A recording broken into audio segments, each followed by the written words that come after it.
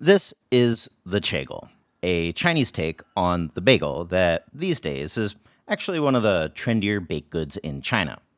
At first glance, it might look like the bagel that you know and love, but further inspection will quickly dispel those notions.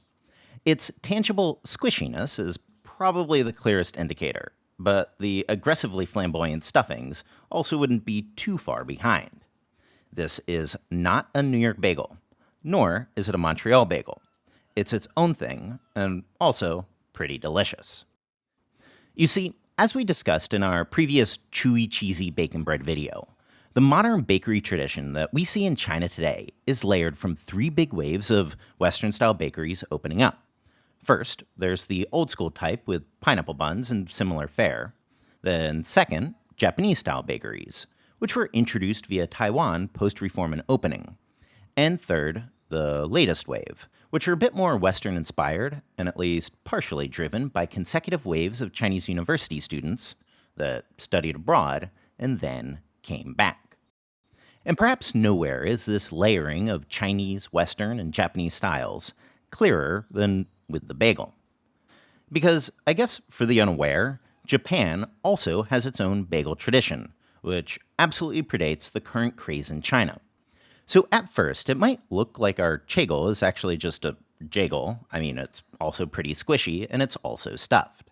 And while the Chinese bagel scene absolutely does owe a lot to Japan, which we'll get to in just a sec, you can also notice that it's not exactly the same thing. The Japanese bagel is practically outrageously soft, and if you looked at the crumb, you can also tell that it's a lot more bready. In short, the dough is different. Because just like how every ex-Beijing expat I've ever met pines for an authentic Jinbing guozi, if you studied at NYU or practically anywhere in North America, you're gonna be exposed to New York style bagels. So for a while, we'd see bagels pop up here or there at some of the more authentically Western of the Western style bakeries. But in the end, it was applying some of that Japanese technique which really caused them to take off. What we're left with is a dough that's about halfway between a Western style bagel and a Japanese one, hitting a similar sort of fluff and chew as a Northern style manto, which, spoiler, I don't think is exactly an accident. Either way, to make said dough, to a bowl of 480 grams of bread flour, first drizzle in 280 grams of water and then mix it into a rough ball. Then just cover that up and set it aside in a cool place to autolyse for 45 minutes. Then, after that time, cut the dough into a couple pieces to allow for easier mixing. And then to that, toss in 10 grams or 2 teaspoons of salt, 25 grams of honey, all together with 5 grams or 1 teaspoon of yeast, dissolved in with 5 grams of water.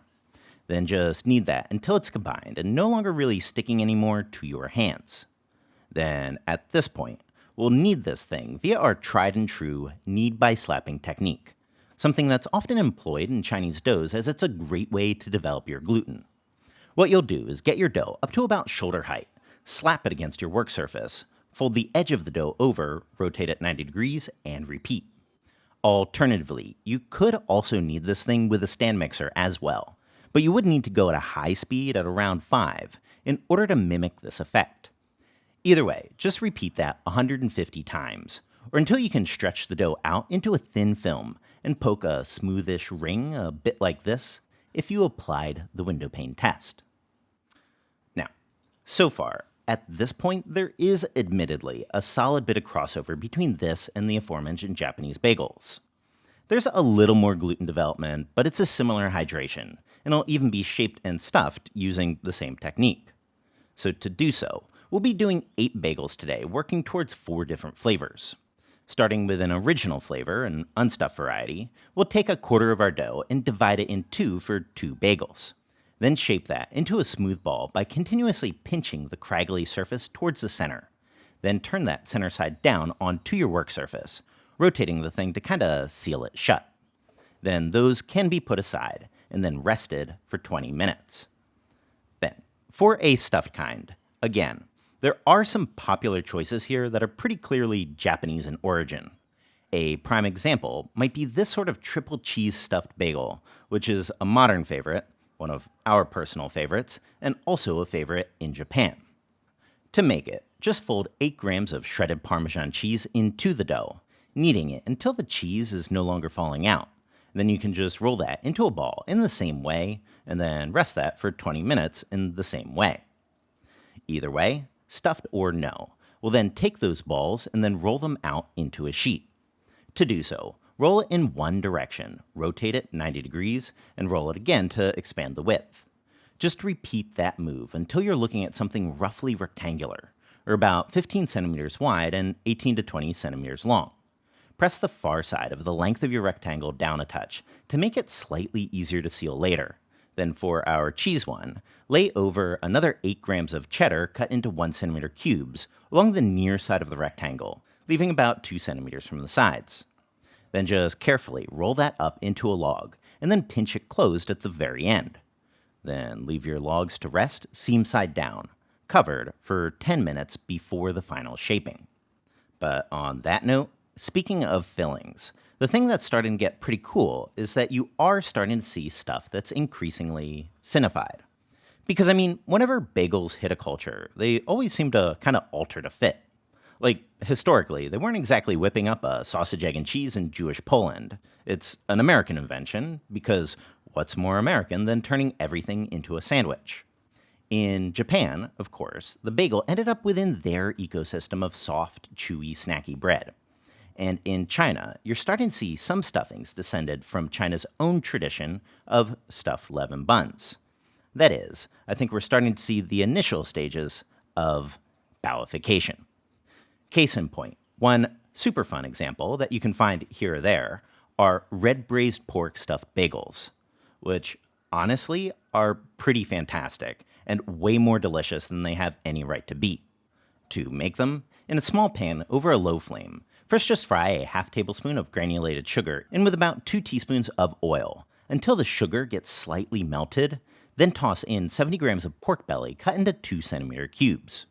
Also toss in a half centimeter of ginger together with the white part of 2 scallions, and fry that all until it's slightly browned, or about 4 to 5 minutes. Then hit that with 3/4 of a cup of hot boiled water from the kettle, a 1/4 teaspoon liaojiu aka Shaoxing wine, a half teaspoon of soy sauce, a 1/4 teaspoon dark soy for color, and a final 1/4 teaspoon of 5-spice powder. Then cook that over the same low flame for 15 minutes or so, or until the sauce has reduced to only about 2 to 3 tablespoons.